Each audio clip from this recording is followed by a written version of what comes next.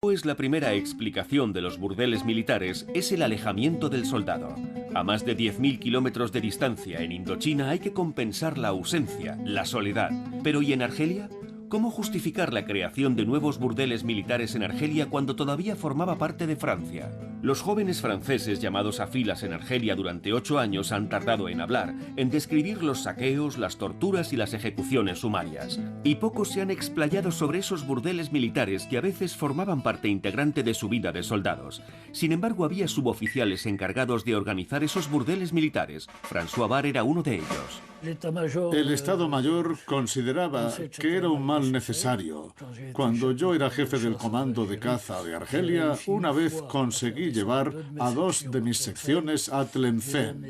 Los llevé a la plaza de Tlemcen y les dije, ahí enfrente tenéis 2 bares y entre los 2 bares hay un burdel. Son las 2 de la tarde. A las 5 salen los camiones. Lo que hagáis entre medias no es asunto mío. Al día siguiente observé que estaban mucho más animados, más sonrientes. No sé qué habrían hecho, si habrían consumado en el burdel o se habrían conformado con ir al bar. Pero sé que habían recuperado el ánimo y eso era bueno.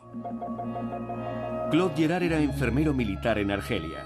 Una de sus misiones consistía en hacer controles sanitarios 2 veces al mes a las prostitutas de los burdeles militares. Estaban realmente integradas en el regimiento. Tampoco diré que estaban al mismo nivel que el cuerpo de ingenieros militares ni nada de eso, pero sí que formaban parte del regimiento. El ejército y concretamente el Servicio de Operaciones Psicológicas instauró un reglamento muy preciso. Los burdeles militares de campaña formaban parte de esa categoría.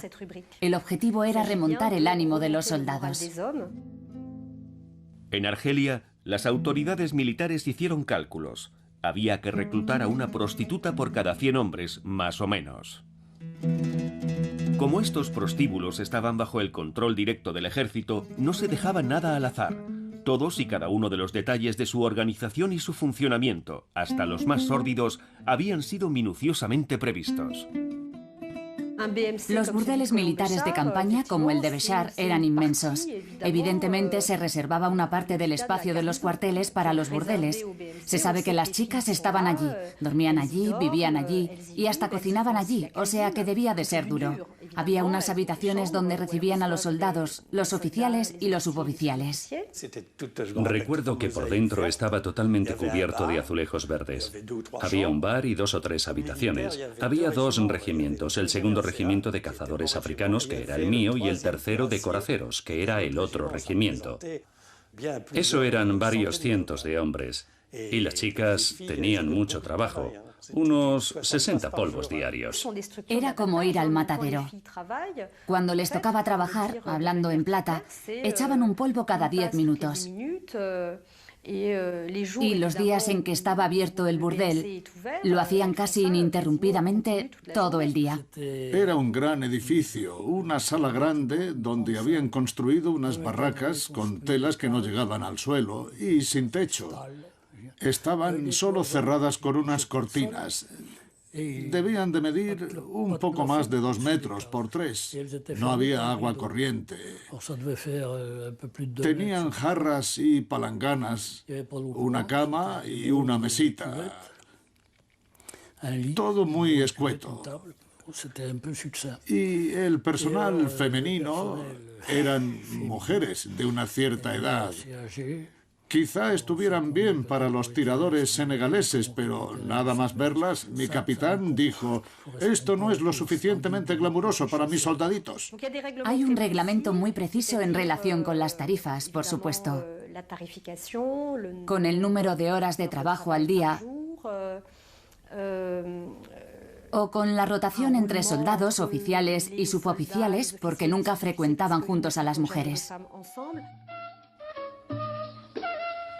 Los soldados rasos tenían el primer nicho horario. Los suboficiales tenían el siguiente, después de medianoche. Y si los oficiales honraban a Madame Zobeida con su presencia, eran recibidos el resto de la noche. Después de varias semanas pateando el desierto, siempre se agradece una semanita en Argel. Esta realidad dista de lo que el ejército accede a enseñar cuando habla del ocio de sus hombres en Argelia. Los soldados salen impecables. Las escapadas entre camaradas se desarrollan en un ambiente de lo más cordial. En el bar beben leche y hasta se ruborizan un poco delante de las chicas. Evidentemente no se podía mostrar a los soldados haciendo cola en el burdel militar, y las autoridades prefieren ignorar los informes que aseguran que el ejército es el principal lugar en el que se consolida el hábito y la necesidad de la prostitución. Pero todo lo bueno tiene un final. Los comandos regresan a la base aérea donde les espera una buena noticia. Al día siguiente tendrá lugar una operación aeroportada. La otra justificación oficial de los burdeles militares, aparte del aislamiento del soldado, es el argumento sanitario. Hay que preservar la salud y la vitalidad de los soldados a toda costa. El Estado Mayor no se conforma con fomentar el deporte entre los chicos. Se les advierte de los riesgos de las relaciones sexuales no controladas. Esperamos que lo hayas comprendido y que tomes las precauciones necesarias. El enfermero controlaba el estado de los clientes, antes y después, para ver si tenían derrames, si podían haber contraído algo y para evitar que ellos contagiaran a las chicas.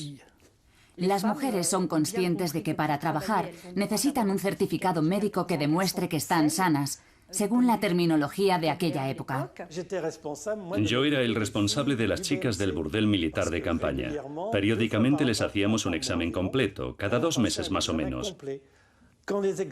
Cuando llegaban los resultados de las pruebas, se apartaba inmediatamente a las chicas que presentaban algún tipo de enfermedad.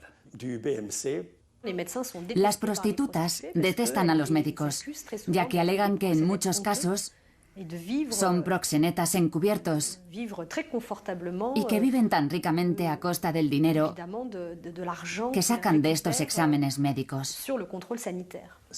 Lo cierto es que las chicas intentaban burlar la supervisión porque si estaban 3 semanas de baja, imagínese, 3 semanas sin ganar dinero. El sexólogo Gerard Swan era médico militar en Argelia. La supervisión de los burdeles militares formaba parte de su día a día. La madame era muy amable. Me decía, venga cuando quiera, doctor. Le acogeremos como se merece y podrá usted escoger a la que quiera. Me proponían cosas como, venga, puedes echar un polvo gratis y me dejas en paz. Me tentaban para evitar los exámenes médicos.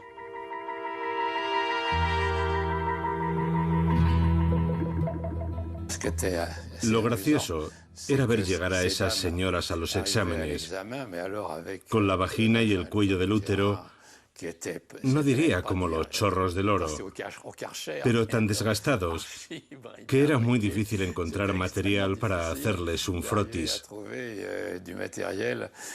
Por lo general usaban preservativos. Creo que además debían de usar algún tipo de material abortivo, por lo que si una de ellas se quedaba embarazada, siempre había una compañera que podía ocuparse de ella y ayudarla a interrumpir el embarazo lo antes posible. Sabemos que había una mortalidad muy alta, que de hecho podía deberse a diversos factores. Podía deberse a las enfermedades, al desgaste y también a los maltratos. Precisamente el 4 de enero de 1961, una prostituta sufre un grave accidente en el burdel militar de Turén. Por falta de personal profesional, habían conseguido reclutar a jóvenes autóctonas, a muchachas árabes, usando medios más o menos dudosos, lo que dio pie a una serie de escándalos, porque entre ellas había menores. Pero todo aquello se acabó tapando. Hubo una menor que sufrió un accidente extremadamente grave en el marco del burdel militar de Turén. Una perforación de matriz, una perforación del útero, a consecuencia de las relaciones sexuales extremadamente repetidas y violentas. Era inhumano volver a ponerla en circulación. La opinión pública se indigna, pero sigue sin aparecer nada o casi nada en los libros de historia. El ministro de Defensa recibe informes sobre el caos en el que están sumidos los burdeles militares del norte de África. Le advierten de la corrupción de menores en la que se incurre para paliar la falta de efectivos, de la existencia de cajas negras y de los ritmos de trabajo infernales.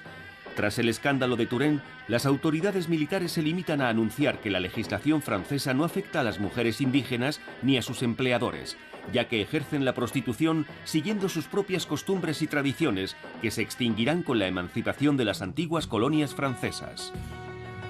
Paralelamente, Francia se enfrenta a una demanda cada vez mayor de mujeres por parte de los soldados. Y es que hasta 1966, en el marco de la OTAN, el ejército americano dispuso de bases como aquí, en Évreux. Este hecho modificó considerablemente la atmósfera de la apacible prefectura del departamento de Eure.